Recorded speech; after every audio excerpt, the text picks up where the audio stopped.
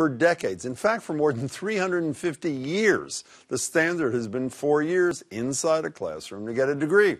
But times are changing. More and more online and hybrid classes are being offered as options for those juggling busy schedules. And with crushing college debt on the minds of many, the 3-year model is getting a lot more traction. Babson College just announced it's offering accelerated programs to all its undergrad students, one of several schools in the regions with such a program. But is the financial benefit offset by losses of another kind?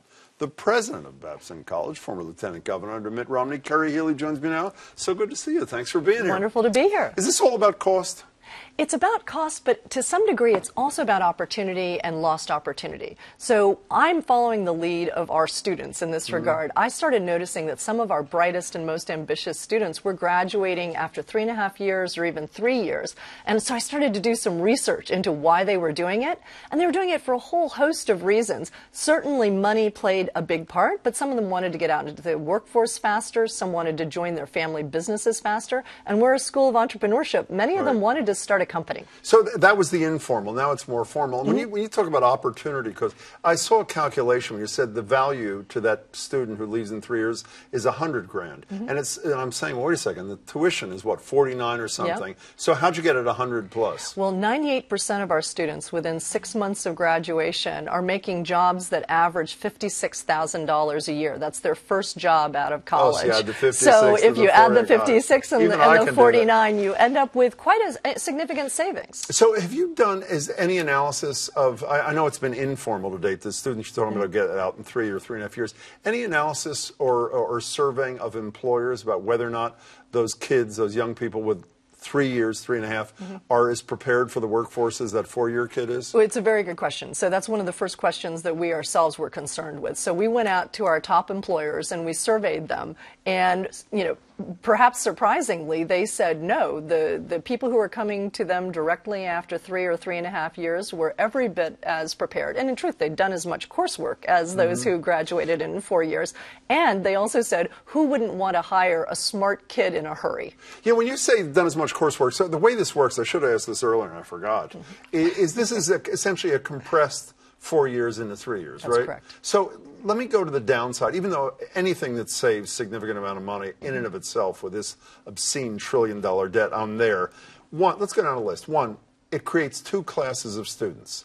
A rich kid who can afford to live with a 4-year freight, a poorer kid who has to get out quickly. Are you worried about creating two classes of people? You know, that's an interesting question. Many of the kids who are opting to stay are actually the ones who are on full scholarships. Oh, really? Or significant scholarship money, because they figure, I'm not paying for this fully, so I may as well get, you know, the full participation.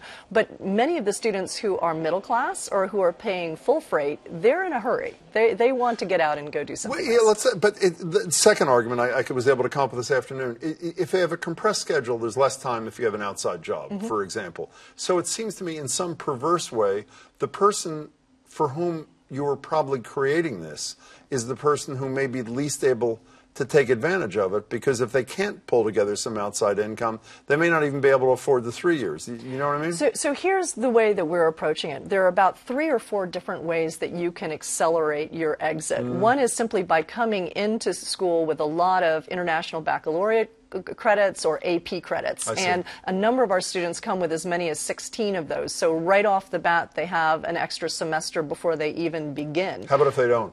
And if they don't, they can take an extra class during the year.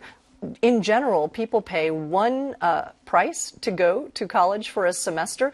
In most take 4 classes, but you could take 5 classes and you could shave off a semester that way too. Okay, so here's my last concern.